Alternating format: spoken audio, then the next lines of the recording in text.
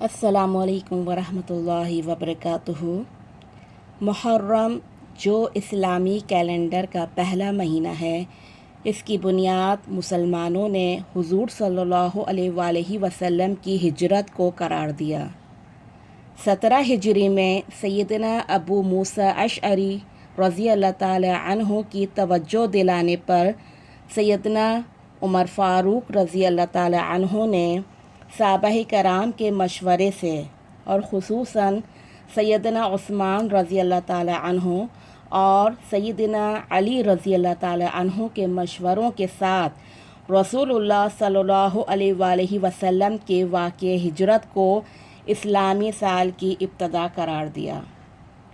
چونکہ مدینہ منورہ کی طرف رسول اللہ صلی اللہ علیہ وآلہ وسلم کی ہجرت کا آغاز ماہ ذوالحجہ کے آخری ایام میں ہوا تھا، اس کے بعد جو چاند نئے مہینے کا طلوع ہوا تھا وہ محرم کا چاند تھا، اسی لیے اسلامی سال کے آغاز کے لیے محرم کو پہلا مہینہ قرار دیا گیا۔ اس کی دوسری فضیلت یہ ہے کہ یہ حرمت والا مہینہ ہے۔ رسول اکرم صلی اللہ علیہ وآلہ وسلم کا فرمان معظم ہے کہ سال کے 12 مہینے ہیں، ان میں 4 مہینے حرمت والے مہینے ہیں جن میں ذوالقعدہ، ذوالحجہ اور محرم ہیں۔ یہ تینوں مہینے پے در پے آنے والے ہیں، اور چوتھا مہینہ حرمت والا مہینہ رجب کا ہے۔ اس کی تیسری فضیلت یہ ہے کہ رسول اکرم صلی اللہ علیہ وآلہ وسلم کا یہ پسندیدہ مہینہ تھا۔ کس اعتبار سے؟ سیدنا عبداللہ ابن عباس رضی اللہ تعالی عنہ فرماتے ہیں، میں نے رمضان المبارک کے علاوہ سوائے محرم کے روزے اور خصوصاً یوم عاشوراء کا روزہ اور 10 محرم کے روزے کا جو اہتمام رسول اکرم صلی اللہ علیہ وآلہ وسلم کو کرتے دیکھا، کسی اور روزے کا اہتمام کرتے نہیں دیکھا۔ تو رسول اکرم صلی اللہ علیہ وآلہ وسلم 10 محرم کا روزہ رکھا کرتے تھے۔ جب آپ کی تشریف آوری مدینے میں ہوئی تو یہودی روزہ رکھا کرتے تھے۔ آپ نے پوچھا کہ آپ 10 محرم کا روزہ کیوں رکھتے ہیں؟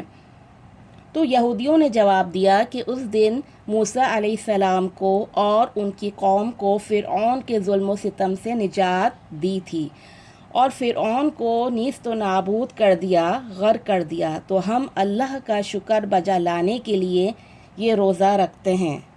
تو رسول اکرم صلی اللہ علیہ وآلہ وسلم نے فرمایا، ہم زیادہ حق رکھتے ہیں کہ ہم تم سے زیادہ اس بات کا حق رکھتے ہیں کہ موسیٰ کلیم اللہ کے پیارے پیغمبر تھے، اور تمام کے تمام انبیاء بھائی ہیں، تو ہمیں بھی یہ روزہ رکھنا چاہیے۔ تو رسول اکرم صلی اللہ علیہ وآلہ وسلم نے یہ روزہ رکھا اور مسلمانوں کو یہ روزہ رکھنے کا حکم دیا، اور پھر فرمایا کہ اگر میں آئندہ سال تک زندہ رہا تو میں 9 کا بھی روزہ رکھوں گا، 9 اور 10 کا، تاکہ یہودیوں کی مخالفت ہو سکے۔ چوتھی فضیلت اس کی یہ ہے کہ رسول اکرم صلی اللہ علیہ وآلہ وسلم نے رمضان کے بعد روزے کے اعتبار سے سب سے افضل مہینہ محرم الحرام کو قرار دیا۔ ابو ہریرہ رضی اللہ تعالی عنہ سے مروی ہے، اور صحیح مسلم کی حدیث نمبر 1982 نمبر پہ یہ حدیث ہے، نبی اکرم صلی اللہ علیہ وآلہ وسلم کا فرمان ہے کہ رمضان کے بعد سب سے افضل روزے اسی مہینے کے ہیں جس کو تم محرم کہتے ہو، شہر اللہ جو اللہ کا مہینہ ہے، اور تم اس کو محرم بولتے ہو۔ 5ویں فضیلت اس کی یہ ہے کہ یہ مبارک مہینہ گناہوں کی معافی کا مہینہ ہے۔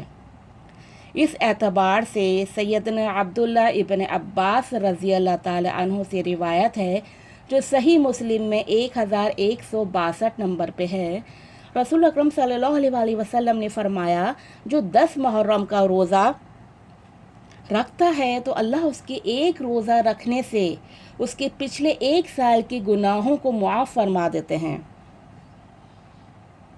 اور دوسری روایت کے الفاظ ہیں کہ یہ روایت ابو قتادہ رضی اللہ تعالی عنہ سے ہے 1163 نمبر پہ، کہ رسول اکرم صلی اللہ علیہ وآلہ وسلم سے سوال کیا گیا 10 محرم کے متعلق، روزہ رکھنے کے متعلق، تو آپ نے فرمایا کہ اس ایک دن کے روزہ رکھنے سے سابقہ 1 سال کے روزوں کی بدولت پچھلے 1 سال کے گناہوں کو اللہ تعالیٰ معاف فرما دیتا ہے اس ایک روزے رکھنے کی بدولت۔ تو کتنی بڑی فضیلت ہے۔ اور چھٹی فضیلت اس کی یہ ہے کہ اس مہینے کو اللہ کا مہینہ کہا گیا۔ اللہ کے نزدیک یہ معزز مہینہ ہے۔ سیدنا ابو ہریرہ رضی اللہ تعالی عنہ روایت کرتے ہیں، رسول اکرم صلی اللہ علیہ وآلہ وسلم نے فرمایا، اور صحیح مسلم میں اس کی روایت 1982 نمبر پہ ہے، کہ رمضان المبارک کے بعد سب سے افضل روزے اس اللہ کے مہینے کے روزے ہیں جس کو تم محرم کہتے ہو۔ باقی مہینوں میں سے کسی مہینے کے لیے شہر اللہ کا لفظ استعمال نہیں کیا گیا ہے، تو یہ اعزاز صرف اور صرف اسی مہینے کو حاصل ہے۔ 7ویں فضیلت اس کی یہ ہے کہ رسول اکرم صلی اللہ علیہ وآلہ وسلم نے اسی مہینے میں اپنی بیٹی کی شادی کی۔ اس اعتبار سے بھی یہ مہینہ معزز ہے۔ آپ صلی اللہ علیہ وآلہ وسلم نے اپنی بیٹی ام کلثوم کا نکاح سیدنا عثمان رضی اللہ تعالی عنہ سے محرم 3 ہجری اسی مہینے میں کیا، اور محرم کی 3 تاریخ کو کیا۔ اور اتفاق یہ ہے کہ اس وقت ہم بھی اسی مہینے میں ہیں۔ اللہ تعالی ہمیں ایمان کی حالت میں اس مہینے کی خیر و برکت حاصل کرنے کی توفیق عطا فرمائے۔ والسلام علیکم ورحمۃ اللہ۔